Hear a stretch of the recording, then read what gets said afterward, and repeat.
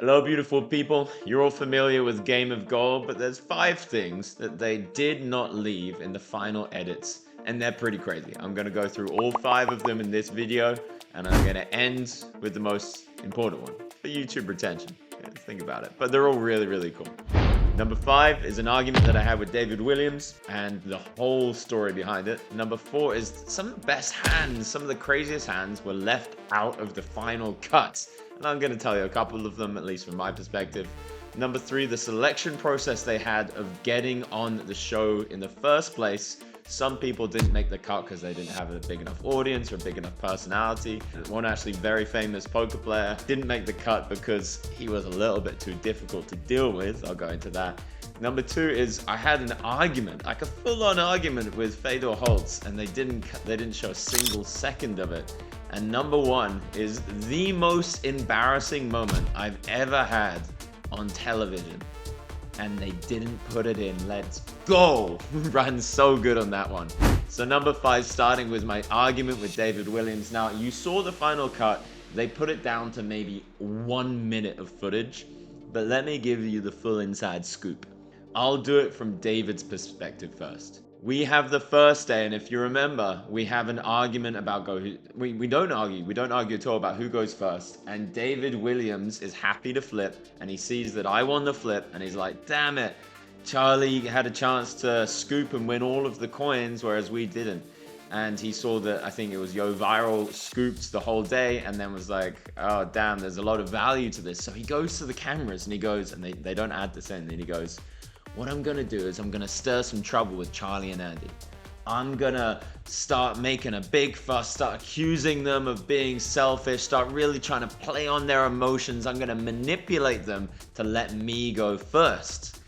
I didn't know he said this, obviously. So skip ahead to the part where now we're conversing, and we have this long conversation, how we're gonna do it, and obviously I'm like, hey, we have to flip. It's the only fair thing to do, and I think still it's the only fair thing. It's a big debate about that on Twitter. People really brain fired on that one. Shout out to Jungle Man, I love you, brother. But some people really brain fired on whether it was more ethical to flip or to do other things, and of course you have to flip. So everyone gets a fair shout for the team. The other edges, who goes first and who doesn't go first, is so minuscule. So we have a conversation. And Andy is capitulating to David's request. He's saying, you know what, I'm open to it. And David's like, I tilted so hard, I had to watch you guys last time, and I just punted off 77 big blinds, ace-4 suited. I can't do that again, I gotta play first. And I was like, no. And he was like, you're an asshole. And he calls me selfish, he calls me disrespectful. He like starts insinuating that I'm a child, and he's like really yelling. And at first I'm like, hey man, let's calm down. And then I start yelling back, like really yelling back and saying, I'm not going to allow you to speak to me like this. This is completely unrealistic. This is not how human beings talk to each other. Stop being a fucking baby. And hopefully I can say fucking. I think you can't say it like the first minute of YouTube these days. It's so crazy. Anyway, so eventually we agree to flip, but Andy agrees to go last. Except he's also flipping with me to go second. It's a weird thing, but Andy's kind of like giving in to his demands. I've kept my strong ass boundaries, shout out to masculinity, and we flip. Now, of course, the universe decided I had to win the flip to make the moment more interesting. And now David starts again, and he goes again, and it's like a 5-minute conversation, and it eventually ends with me yelling at him. And him saying, see, you can't hold your temper either. And I said, but the difference between me and you is that I'm a professional poker player, and I'm going to go out in front of those cameras, and I'm going to play my A game, and I'm going to be in control of my emotions because I'm not a baby. Now, from my perspective, I thought he was being genuine. From his perspective, he was just trying to find every angle that he could to try and go first. So it was a little bit of a weird scenario to be in. They cut out most of that thing. So I mean, shout out to David Williams. He's a frightful character, and shout out to Andy for being a gentleman, and shout out to me for fucking saying strong. Number 4, some of the best hands are left out. Now this was genuinely very tilting for me. I had for instance, I'll keep this relatively short. My experience playing Maria heads up, I won 85% of those pots. And I was making some crazy bluffs. There was one where I checked back the flop with absolute air. She stabbed the turn, and I just had like 10-5 on Queen, Jack, 7-7 or something like that. She bet small in the turn, and I just go huge, like 2.5x pot. And I talk about it in the interview afterwards, and I had a live read, and this is why I went so out. I had another one where I managed to make a huge bluff against Josh Aria, didn't make the cut. Had another hero call that didn't make the cut. And I get it, they have to choose certain hands that look, and usually they wanted to get to the river and stuff like this, and you know, certain hands aren't going to make the cut, but it was genuinely like, oh man, it was very good content and very good advertisement for like my live tiles course that I'm going to be putting out on eliteuniversity.com, by the way. And they didn't put it in. Number 3, all right, the selection process for who gets in, and I'll give you a little nugget of information here. They did pay us to come on. I'm not going to say how much, but you know, for the lower stakes people, it would have been a significant amount. And for the higher stakes people, they probably didn't care too much. So I know, for instance, my friend Ginge Poker, one of the finest gentlemen that's ever walked this goddamn earth. He was in the interview process to get in, and he eventually did not make the cut, and I don't know exactly why that is. Maybe he didn't have a big enough audience, maybe the person didn't like him, they didn't get on. I don't know what that is. Another high stakes guy that didn't get in was Ike Haxton. And the reasoning was that he was wanting to wear the mask and was being a little bit pernickety about it. And this was a real issue for the person that was running it, and it was such a funny experience because it was like post-COVID era, but in Korea everyone was wearing a mask. Like everyone was wearing a mask, apart from me and apart from like the guy running the show. I can't say exactly, there were quite a few people running it, but there was like one person in particular that really was just like, this COVID stuff is absolute nonsense, I'm not going to wear this mask. And you can disagree or agree with me on that, but I stayed strong and didn't wear it. It was wild walking around Korea though, because they're such accommodating people, and no one ever wants to say something, but they're also so obedient on average, not everybody, to the governmental implementations. It was very weird for them to see somebody walking through and just be like, no, I'm not going to do that actually. So again, you can take or leave whether you disagree or agree. That's not why we're here. Also, another thing in the interviews, when at the beginning they gave us the names and they were filming our reactions. Who's this person? Do you know this person? Do you know this person? And actually, like, I think over half of them, maybe like half of them, I was like, I don't know who that is. I didn't know who Kaina was. I didn't know who Olga was. They gave me Lucas Robinson, and I was like, who the hell is that? And then afterwards, they told me it's Robin Poker. I was like, Robin Poker, what? Okay. So I thought when the final cut came out, it was just gonna be a lot of me being like, don't know who that is. But I guess that's not good TV. I turned $50 into millions of dollars playing poker. I'm extraordinarily grateful for the opportunity that I got to achieve financial freedom playing the game that I love. And I'm extremely grateful, and I like to give back to people. I've helped a lot of people. I've coached for hundreds of hours for free, by the way. And now I've created a community where I'm helping thousands of people achieve financial freedom playing cards. You're welcome. And instead of selling all of my courses for $1,000, $2,000, $3,000, I put it all in one package for $77 a month. And not only that, you also get a ton of private coaching. You get multiple coaching sessions a day from high stakes crushers. Usually this would cost $100, $200, $300 a session. You get dozens of these every month, again, for $77 a month. Think about that value proposition, and you get access to the Discord, you get access to me, you get a community that helps support you. You get the poker masterclass, the mindset masterclass, the range analysis masterclass, the bankroll challenge raw footage. Everything you need to achieve financial freedom, at least what I think you need, is in this community for $77 a month. And I get that still some people can't afford it. So for watching this video, I'll give you 25% off the first month using the code GAMEOFGOLD. One word, capital letter. Enjoy. I hope you appreciate it. Enjoy the rest of the video, you beautiful people. Number 2, my argument with Fedal holds. Now this is pretty wild. Here's how it went down. And I love Fedal, by the way. On day 1, they give us the rules of the game, and they explain to us the rules of the game. And they tell us, okay, if you win this flight, you get this many coins. If you win this flight, you win this many coins. If you win this flight, you get this many coins. And so you have to decide between yourself who goes in which flight. Now, they didn't explain it particularly well, or we didn't listen particularly well. But I think all of the rooms didn't really understand what was going on. So I think there's more on them. But you know, maybe not. I thought that the team got the coins, and then they shared them equally. to everybody. So, you know, we would be incentivized to put the best player at the top, so then he would win the coins for the team, they would share them equally. But it was actually that person wins the coins for them specifically, which I was like, guys, that's stupid. First of all, if I'd known that, I wouldn't have agreed. I ended up going in the third bracket because I was like, I think my live tells will do really good against kind of the worst players, and I'll let Yo Viral go in the higher bracket. And people were surprised by that choice, but I thought it made sense from a team perspective. But the fact that the coins weren't distributed between people, it just meant that the incentive structure for each individual was to try and go in the highest bracket available.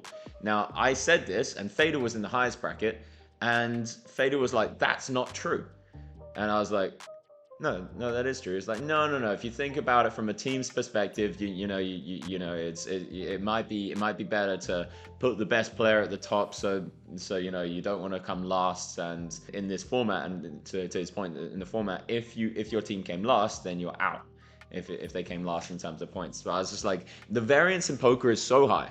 It's so unbelievably high that putting a best player at the top or best player at the bottom isn't going to make that much difference in a short sit and go for your whole team's chance of getting through. But it is huge difference for the individual, whether they get 100 coins or whether they get like 30 coins or something like that, because that's like really, really big, and it's a winner take all format.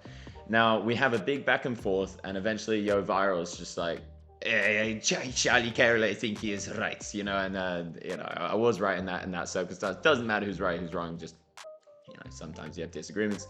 And then the next day, so we're sitting in the room the entire day, and we're talking poker strategy, get a lot of back and forth, and I was just really getting this feeling from Fedal that he just wanted to be the person in the room that had the most knowledge and wanted to be like, actually, this is the truth. And, you know, I've got an ego, he's got an ego, Yo Viral's got an ego, and Nikita's just lovely. You know, she's got an ego herself, but, you know, it didn't come out in those kind of ways. Eventually, after a whole day and then the next day in the morning, I was just like, hey, man, let's just talk about emotions. I literally said that sentence to him, and we just sat down, and I was like, hey, I feel like you're putting my opinion down because you want to be the person that's in a position of authority here. And it makes me feel kind of like unheard, unseen. Like I just don't like the dynamic. It makes me feel bad. And he, to his credit, and really to his credit, he was like, actually, yeah, now you mentioned that, I have been feeling a little bit like that. And then we talked about where it came from, had talks about childhood, had talked about his girlfriend, like all of these like really deep spiritual things. And after that, the energy of the room was just completely changed. And I thought it was like a really beautiful example of how two people with, you know, big sense of self, big egos, which isn't necessarily a bad thing if you don't identify with your ego. It can be a really, really good thing to have a big ego, especially in poker. If you have this big sense of like, I am the best, even if you're not identifying with the I, and that's a deep spiritual concept. Maybe not everyone will get that, but it's like, if you can still have that energy of like, this is who I am, but I'm not going to allow myself to fall into like, and that makes me better than other people, then it can be a really powerful combination. It's like a kind of paradoxical duality. And I thought it was a really good example of how two people with big egos could have an argument and then settle it by having a deep conversation. Not a single second of it was put in, perhaps because I was criticizing the format of the game, or perhaps for other editorial reasons that I'm not privy to.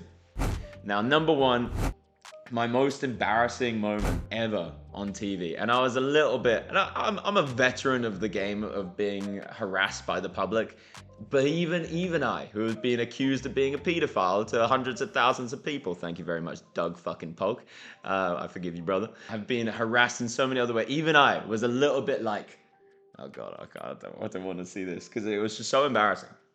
Now, here's how it goes down. I've got another story after this as well, actually. We got two moments where I've ran really good, where people haven't put embarrassing moments of me on TV. Here's how it goes down. We're playing the Indian poker. I'm playing Daniel Cade's Heads Up. And the edits actually didn't really capture the whole story. He got the better of me more often than the edit suggested. And he just made the correct decision. And it's a flip in some sense, and it could be variance, or it could be that he had a read, or it could be mathematically, whatever, you know. I'm not going to dig into that. But he just got the better of me. And they kind of didn't show a couple of the moments where he did get the better of me. which, you know, whatever happens, it still looked like he got the better of me in the edit, so they painted the story well. But here's one moment.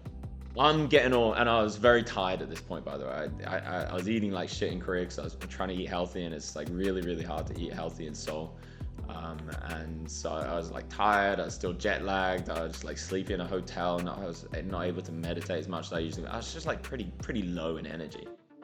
And I'd realized in this whole Indian poker thing, I hadn't been utilizing live reads as much as I should. I should have been pausing on every decision and making an effort to make live reads. So I do that, and I recenter myself, recalibrate, and I'm like, I'm gonna read jungle. And I look at him, and I see he's super nervous, like super nervous. That means, in my mind, I've either got a deuce or an ace. If you remember the rules of Indian poker, I'm not gonna explain it to you. You have to look it up if you don't. I look at him and he's got a 7, and I'm like, oh, he's nervous. That means he's gonna be raised. So if I raise, I was in position. If I raise, he's gonna re-raise, and I'm gonna have to just fold it. So I was like, I'm just gonna fold. And he shows me the ace on his head. Oh, sorry, the ace on. I see the ace on my head. That's how it works.